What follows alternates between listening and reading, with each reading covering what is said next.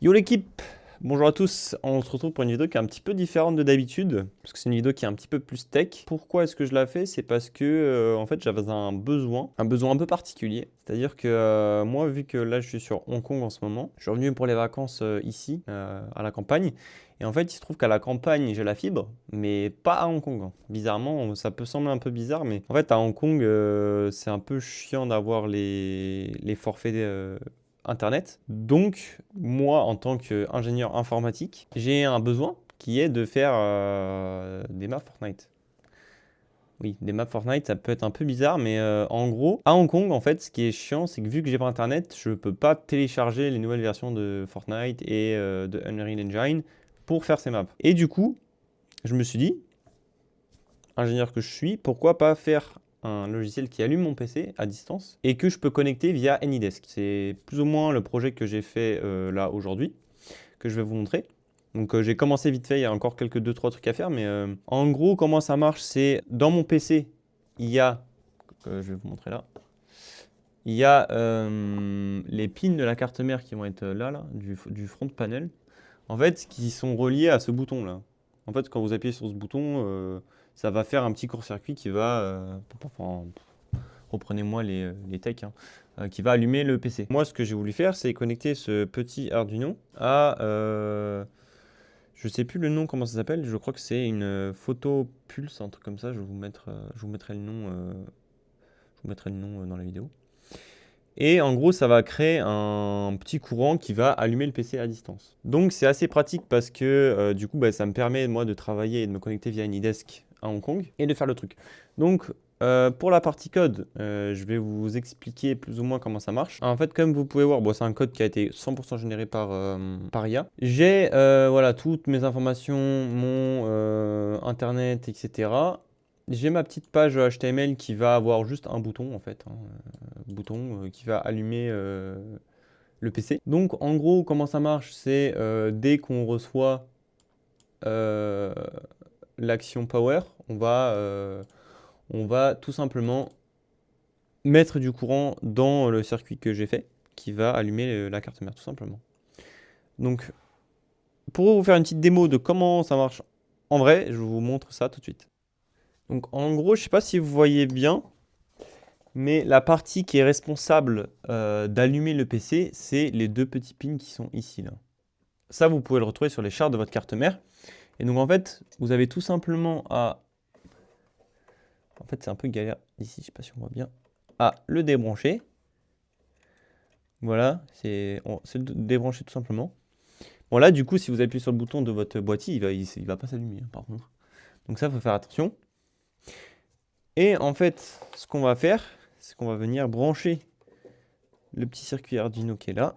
En fait, on va venir brancher la sortie du truc Octopulse là.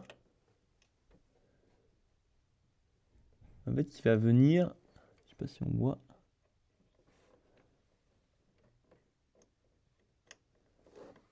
Il n'y a pas vraiment, peu importe le sens des pins, c'est pas très grave. Parce que ça fait un petit court-circuit, donc normalement, ça, en fait, c'est comme s'il y avait un lien en fait entre les deux. Je vais vous montrer comment est-ce que ça rend. Merde.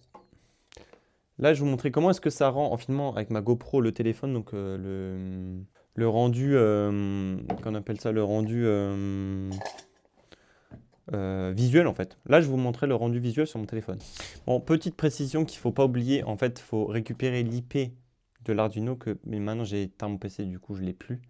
Donc on va allumer le PC et récupérer l'IP de l'Arduino. Ok, du coup pour téléverser le code sur l'Arduino,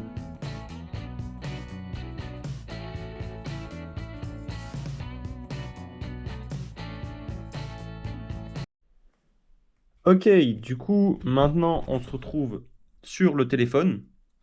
Donc comme vous pouvez voir, sur mon téléphone, en fait j'ai setup ma configuration WireGuard donc, via ma Freebox.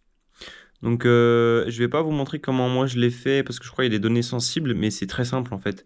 Vous suivez le tuto de Freebox si vous êtes chez Free. Et en fait, il va vous montrer comment tout simplement faire en sorte d'avoir un VPN. Et quand vous êtes par exemple à l'étranger ou en 4G, être connecté comme si vous étiez chez vous, tout simplement. Donc voilà, là, je vais l'allumer. Maintenant, je suis connecté au VPN de ma maison. Donc je vais enlever la Wi-Fi, je vais mettre la 4G. Mon VPN est toujours connecté. Maintenant, je vais coller pardon, mon IP, comme vous pouvez voir ici. Voilà. Et en fait, cet IP, qu'est-ce qu'il va faire? Il va être connecté au réseau de l'Arduino, pardon. Et en fait, tout simplement, cet Arduino, il va nous afficher, voilà, cette page.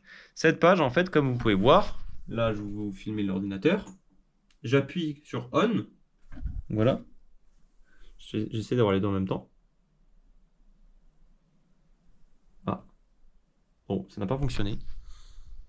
Le gros flop. Ok, donc j'ai trouvé la solution. En fait, il semblerait bien qu'il y ait un sens à mettre les câbles parce que ça marchait pas. Donc j'ai échangé les câbles orange et rouge là.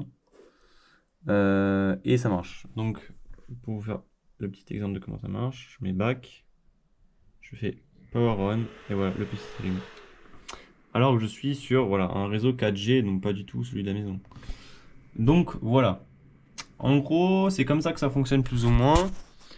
Donc là, c'est une version assez moche, hein, avec la breakbot, etc. J'ai pas de fer à souder là sur moi, mais je vais peut-être le faire bientôt. Donc, je vous mettrai la suite de voilà, la conception, de faire en sorte que ce soit un petit peu plus propre. Donc voilà, à tout de suite. Bon, update sur la carte Arduino. Donc j'ai trouvé une plaque verte. Ça s'appelle comment la plaque verte?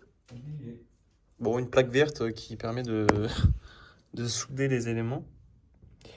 Donc, en gros, il faut souder en dessous là. Et après, on va mettre les deux petits câbles là, dans les rangées O et P. Voilà.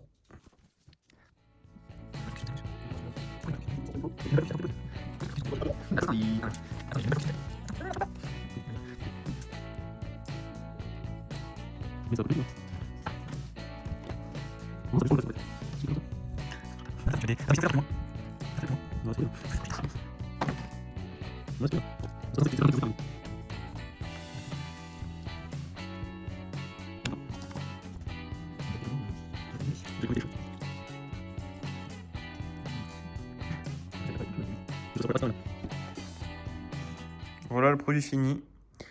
Donc, comme vous pouvez voir, j'ai également fait un petit câble que je vais pouvoir brancher directement au pin 5 volts de la carte mère.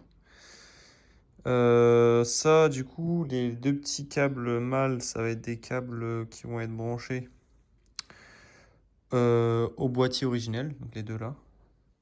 Les deux prises femelles ici, ça va être des câbles qui vont être, eux, branchés à la carte mère et donc qui vont être actionnés par le petit boîtier Octopulse ici, qui est connecté à la carte mère. Qui est connecté à l'Arduino, pardon. Et donc, comme vous pouvez voir, l'Arduino, bon, les soudures sont un peu dégueulasses, surtout celle-ci, par exemple. Mais celle-ci, je suis assez content parce que elles fonctionnent et elles n'ont pas l'air de se toucher. Donc voilà, bon là, je me suis raté, j'ai fait tomber le l'étain dessus. J'ai réussi à nettoyer un petit peu. Donc voilà, voilà le produit fini. Hâte de voir si ça teste sur mon ordi. Voilà donc l'installation finale. Donc on peut voir que là, il y a les deux pins qui sont connectés sur le switch de la carte mère. Il y a le câble du boîtier qui est connecté ici.